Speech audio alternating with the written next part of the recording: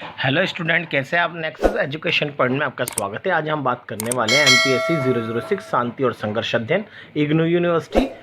तो स्टूडेंट, भारत और चीन के बीच विश्वास निर्माण उपाय की व्याख्या कीजिए। ये आपका मोस्ट वेरी इंपॉर्टेंट क्वेश्चन है, आपसे एग्जाम में बहुत आता है।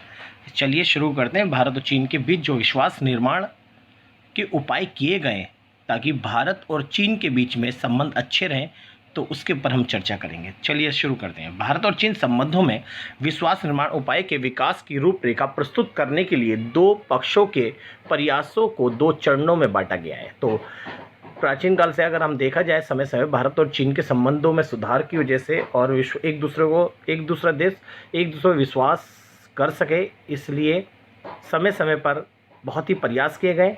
वास्तव में भारत और चीन के संबंधों के प्रयासों को दो चरणों में बांटा गया है। पहला चरण तो है 1962 के भारत चीन युद्ध से पहले का चरण, और दूसरा है 1962 भारत चीन के युद्ध के बाद का चरण। आपको पता ही है कि भारत और चीन के बीच में 1962 में युद्ध हुआ था।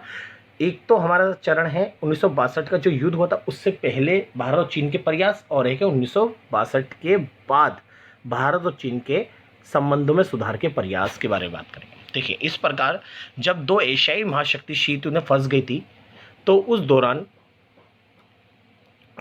बहुत ही पूरा विश्व जो था वो विस्फोट की स्थिति में पनप रहा था। जहाँ तक कि पाकिस्तान का सवाल है, 1947 से पहले वे भारत का ही भाग था। इस घटना ने दोनों पक्षों पर स्थायी क्षति चिन्ह छोड़ दिया। 1947 से पहले जो भारत और पाकिस्तान वो एक थे, लेकिन आज़ादी के बाद भारत और पाकिस्तान अलग से दो देश बने। अगर हम भारत और चीन के विश्वास निर्माण के तुलना में अगर भारत पाकिस्तान विश्वास निर्माण की अगर बात करें, तो भारतीय स्वतंत्रता के बाद हमारे पाकिस्तान से 4 युद्ध हुए हैं, जबकि चीन के साथ हमारा एक युद्ध हुआ है। तो अगर हम दोनों की तुलना में देखें तो फिर भी भारत और चीन का जो विश्वास निर्माण है वो बड़ा है। वैसे देखा जाए तो भारत चीन विश्वास निर्माण के उपायों की पहल ज़्यादा होती रही है। तुलनात्मक दृष्टि से देखा जाए तो चीन भारत विश्वास निर्माण ने कहीं ज़्यादा सकारात्मक वातावरण पैदा किया है। अगर हम पाकिस्तान की तुलना में अगर चीन के साथ संबंध देखें तो चीन से हमारा सकारात्मक वातावरण पैदा हुआ है। विगत 50 वर्षों के दौरान भारत का चीन से केवल एक युद्ध हुआ है, जबकि पाकिस्तान से भारत के साथ 4 युद्ध हुए हैं। समझे? तो अगर इसके बाद देखें तो भारत और चीन के जो विश्वास निर्माण है वो बड़ा ही है, और भारत और चीन ने समय समय पर आपसी समझौते करके एक दूसरे देश में व्यापार को बढ़ावा देकर, और इसके आधार पर भारत और चीन ने अपने संबंधों को बढ़ाया है। अब बात करते हैं भारत चीन विश्वास निर्माण के उपाय क्या क्या करे गए। पहला अगर मैं बात करूं, भारत चीन विश्वास निर्माण उपाय के प्रयासों को निम्नलिखित प्रकार से स्पष्ट कर सकते हैं। पहला है, भारत चीन के बीच विश्वास निर्माण उपाय की पहली पहल चीन की 1949 की अक्टूबर क्रांति के बाद माओ की साम्यवादी सरकार को मान्यता देने वाला और बीजिंग से राजनीतिक संबंध स्थापित करने वाला भारत प्रथम गैर साम्यवादी देश था।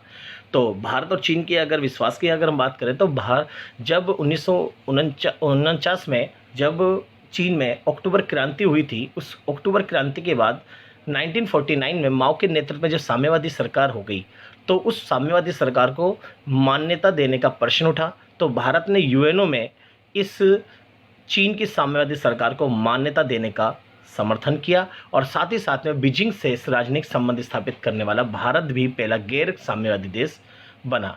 तो भारत ही एक ऐसा देश था जिसने 1949 में सबसे पहले चीन की साम्यवादी सरकार को मान्यता देने की पहल की। तो ये एक पहला विश्वास था जिससे चीन और भारत के संबंध जो है, यानी भारत और चीन की जो नज़दीकियाँ थी वो पास आई।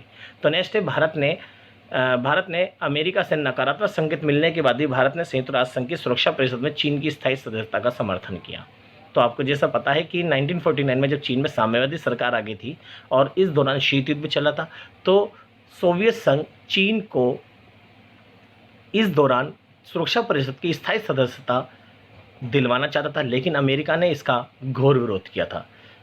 फिर भी अमेरिका के नकारात्मक संकेत के बाद भी भारत ने रूस का साथ देते हुए यानी चीन को स्थायी सदस्य बनाने का समर्थन किया।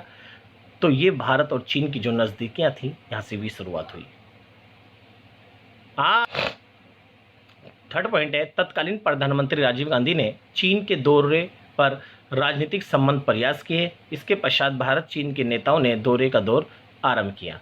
तो हमारे जो देश के प्रधानमंत्री राजीव गांधी थे, तत्कालीन प्रधानमंत्री राजीव गांधी ने भारत चीन की यात्रा की और चीन के साथ अनेक विषयों पर समझौते किए और इसके बाद जो यात्रा का दौर था वो प्रारंभ हो गया, जिससे भारत और चीन के संबंधों में सुधार आया और भारत चीन के जो विश्वास निर्माण है उसको बल मिला। नेक्स्ट है, सन 1954 में भारत और चीन के बीच पंचशीलता के सिद्धांत को स्वीकार किया गया, यानी शांतिपूर्ण सहयोग नीति को अपनाया गया, जिससे भारत चीन के बीच विश्वास निर्माण उपाय को बढ़ावा मिला।